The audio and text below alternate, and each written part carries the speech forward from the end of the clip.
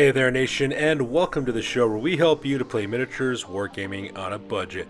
It is I, Commander Cheapskate, and we are back in another episode of the Underhive's Most Wanted. This series is dedicated to the analysis of the Dramatis Personae fighters in Games Workshop Necromunda. We will discuss the player's rules, their equipment, their strengths and weaknesses, their positive gameplay impact, negative gameplay impact, and provide other critical information to help you to dominate in your next campaign of Necromunda. And on today's episode, we are talking about the Twins of Two Tunnels, which are Vunder as well as Gaen, Gorvos. These are the Gunk twins, as they're also known as, or the Gorvos twins. These are both very interesting Hive Scum characters that you can actually recruit for your games of Necromunda. And on this video, we'll be going a little bit on a deeper dive about these two characters and exactly how they can provide benefits as well as liabilities for your gang as well. These are two very interesting looking miniatures as well as very interesting characters with interesting backstories. Pretty much they run a gang that controls the Two Tunnels, which is a community in Necromunda, and they're both twins and they both actually run their own individual crime syndicate. So we're actually going to go a little bit more of a deeper dive on this one. So because that, I will put timestamps in the description box below so that way you can navigate to the part that is most interesting to you. So that being said, let's talk about the Gorvos twins with Gaen as well as Vunder. So let's go over and give the overall rundown about the Gorvos twins, Gaen and Vunder. First of all, they are both Forge World exclusive miniatures that you can buy from the Forge World website. They cost about $42 in American in order to purchase both of them. They both come in the same blister pack, which is actually kind of nice for once. And they're both very cool looking miniatures as well. The only problem though is that their rules are pretty much spread out between two different rule books. Now their rules for their skills and war gear and stats and how much they cost and everything, that can be found in the Book of Judgment. So you have to purchase that supplement if you want in order to get their stats. Their weapons though, however, because they use gunk bombs, are located in the Book of Perils. So that is a bit of a pain. If you can find the Necromunda comprehensive rules that you can download off the internet for free, I recommend you get that so that way you get the rules for both of them without having to purchase both of these rule books in order to see their full rule set. So that's the one thing you do have to worry about when it comes to Gaen as well as Vunder Gorvos, is that the rules are kind of spread out a little bit as well. Another thing also worth referencing as well is that both of these characters received a little bit more love in terms of rules from the Apocrypha Necromunda rules, which is one of the rule sets that they release about once a month from the Warhammer community webpage. They actually released an Apocrypha Necromunda rule set called the Twins of Two Tunnels, which is actually a scenario that is fought between Axum Hammerfist, which is another Dramatis Personae character from the House Goliath, fighting against both the Gorvos crime syndicate in Two Tunnels. The two twins actually have their own game called the Gorvos Crime Syndicate. And actually, if you want to, you could actually play these guys as an outcast gang. If you decide to do that, Gaen, the Gunk Queen Gorvos, is actually the gang's leader. She is also from a criminal organization affiliation, and she also has the mastermind archetype, and Vunder Gorvos is considered one of the gang's champions, and he also has a survivor archetype as well. At the same time, the entire members of the gang may purchase gunk bombs for 20 credits a piece. Normally they're about 40 credits a piece as well. Whenever you use gunk bombs, what they do is they slow down your opponents. You lose an inch off their movement as well as prevents them from actually drops their movement down to 1 actually. I'm sorry about that.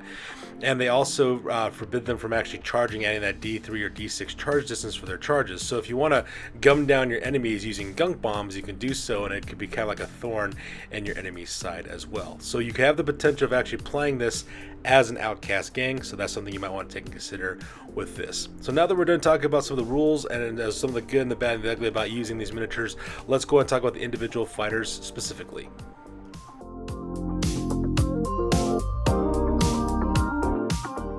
Alright, so first of all, let's start with Gaen, the Gunk Queen Gorvos. If you decide to use her as either an outlaw hive scum or as a leader, her stats are all pretty much the same. She costs 150 credits. And when it comes to her stats are actually pretty average. She's got movement ability of 5 inches. She has a weapon skill of 5+, so she's not very good in close combat. She has a ballistic skill of 4+, a strength characteristics of 3, toughness of 3, 2 wounds, 4 initiative. She has 1 attack. She's got 7 leadership, 6 cool, 8 willpower, as well as 7 leadership as well. Now when it comes to her war gear is actually not all that impressive.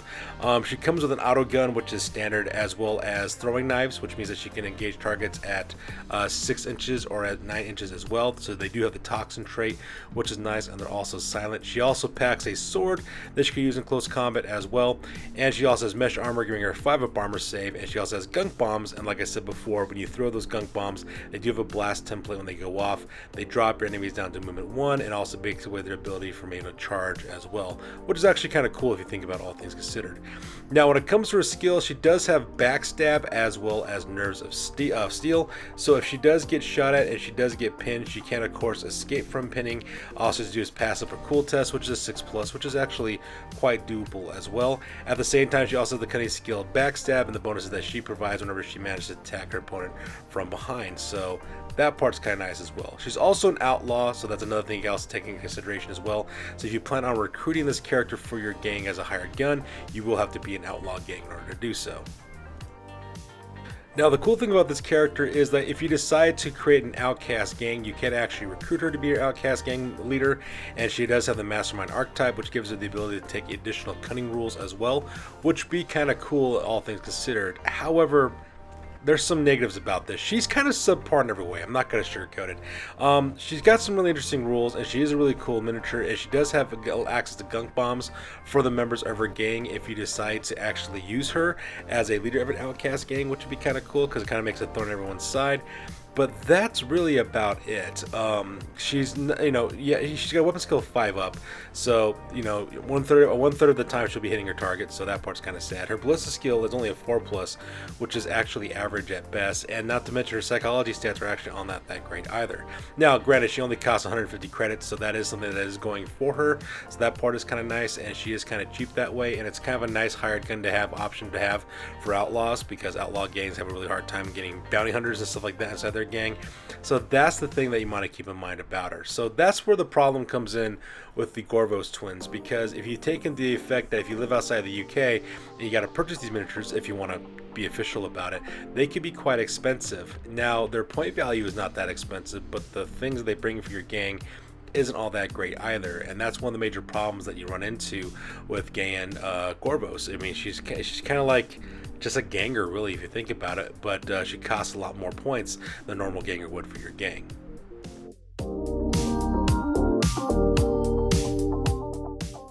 Alright, so let's talk about Vunder Gorvos, which is the brother of Gaen. He is also an outlaw hive scum. He costs 145 credits to recruit, so he's 5 credits less than his sister. He's got movement 5 as well as weapon skill 2+, so he's got pretty decent weapon skill stats. He's got a 5-up for ballista skill, so he will be hitting his targets about a third of the time. He's got 3 strength, 3 toughness, 2 wounds. He has 4 initiative, 1 attack. He's got 8 leadership, 7 cool, 8 willpower, as well as 9 intelligence. Now, his stats are kind of mediocre at best. His war gear, though, is quite interesting. So let's talk about what he's packing. So first of all, he's packing a shotgun with both solid slug and scatter ammo, which is kind of nice. Of course, he'll have to be within short range distance in order to mitigate that 5+ ballista skill. He does have a sword, which is kind of nice too, because he's got that 2-up weapon skill. But the interesting thing about this guy is that he packs 2 gold-plated, master-crafted stub guns. Now, stub guns are just kind of general purpose weapons.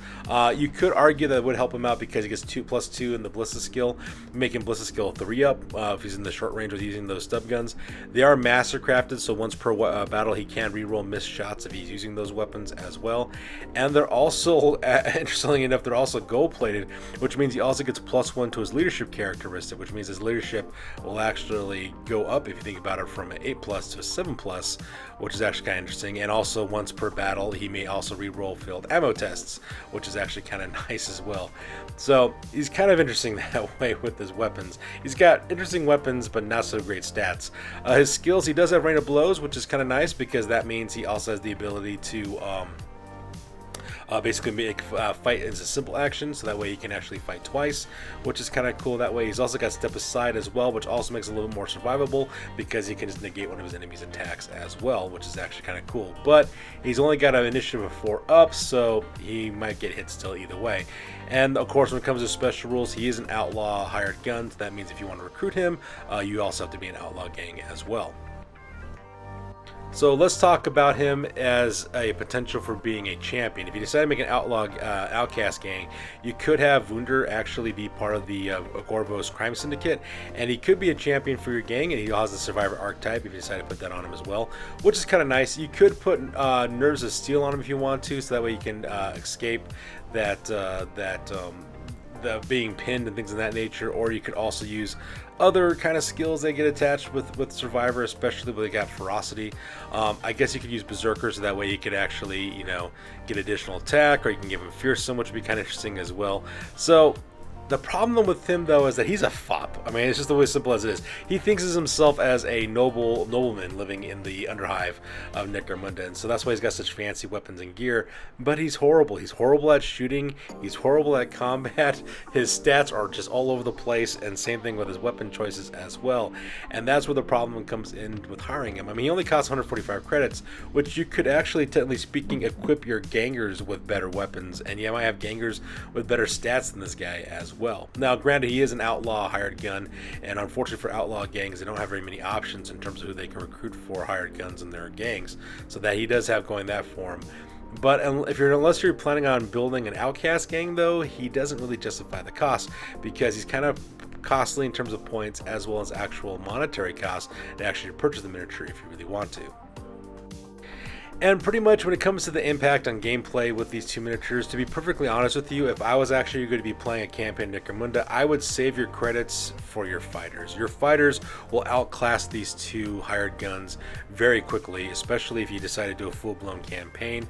You could use those credits to equip those fighters with better weapons, better armor, and then when they level up, they'll be even better in combat and stuff. And at the same time, you're better off just saving your money as well and using it to purchase other miniatures instead, like maybe a brute of some sort, or maybe a different kind of hired gun like a bounty hunter of some sort.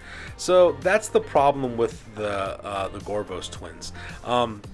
Don't get me wrong, narratively they're very, very cool, and they're very cool looking sculpts, and they got some interesting rules, but for the most part, though, if you're kind of wanting to play and be kind of competitive about it, it is kind of a hindrance. So if you wanted to include these guys, my opinion would be to save your actual money and just convert your own, or just proxy them and see exactly what you think about them before you decide to throw them into your gang. And that's always been the problem with a lot of these Forge World exclusives. The problem with the Forge World exclusive miniatures is that they're kind of like in a strange place, because for a lot of people, a lot of players, they're quite expensive in terms of money. So buying them and having them shipped across to you and paying that really exorbitant price in order to do so is a contributing factor. Another thing that's also a contributing factor is that their stats and their rules are also may not be worth the price you're paying to buy the miniatures, and that's where things get kind of weird. And that's one of the problems why they've had so many problems, I think, with with their bounty hunter rules, because yeah, I mean, some of the rules are really cool and all, but at the same time, though, if you look at the rules and the way the game is working, by the time you generate enough credits to recruit these fighters, your fighters in your gang, your normal gangers and your juvies and your champions and all that, they're quite good. They've leveled up, and you could use those points to buy better things for those fighters. So why would you invest your credits into getting these hired guns, unless of course you're just going for the wow or the cool factor? And that's where the problem kind of goes in, especially since they're so expensive because they're Forge World exclusives as well. The only probably the only Dramatis Personae they haven't ran into this problem probably is Cal Jericho and the Scabs box set, because they weren't Forge World exclusives. They were made by Citadel, and they were actually quite reasonable in their price. And their rules are also fantastic too, so it made sense to go for that. But these other guys, though, that's where the problem goes into it. Now, don't get me wrong, I think it'd be kind of interesting if you played the Gorvos twins as an outcast gang, as the Gorvos crime syndicate. I think that could be a lot of fun, because outcast gangs are notoriously bad in terms of their stats and everything like that. So just having this horde of like these subpar fighters led by these subpar leaders and throwing it down the Underhive could be kind of cool. I don't get me wrong, that'd be kind of neat, especially if you decide to do like an Aranthian Succession type thing, and you get 2,400 credits with like just these, down under, just bad at everything gang, and then just mob your enemy with gunk bombs and things. I mean, that could be kind of cool as well. However, though, if you're going to be spending money on that, though, it could be kind of expensive, because you got to buy the outcast gangers and their vehicles and such, and the miniatures themselves. Personally, I think it'd be easier for you just to proxy those miniatures and then play an outcast gang. If I was to actually use the Gorvos twins, that's what I would do. I would either convert my own or proxy them and then get an outcast gang and then try it out and see exactly what it's like, especially if you want to go in for a challenge. In fact, now thinking about it, that actually could be kind of fun if you just want to go for the challenge of it as well. But anyways, there you go. Those are my overall conclusion of the Gorvos twins for Gaen as well as Vunder. As always, please feel free to like, comment, and or subscribe. Your guys' input is invaluable to us as always. Also check us out on Facebook, Instagram, as well as blogger.com for all the latest hobby news that we do on our channel with projects, works in progress photos, etc. So that's good for those of you guys. We will catch you guys on the next one. Peace out and stay classy.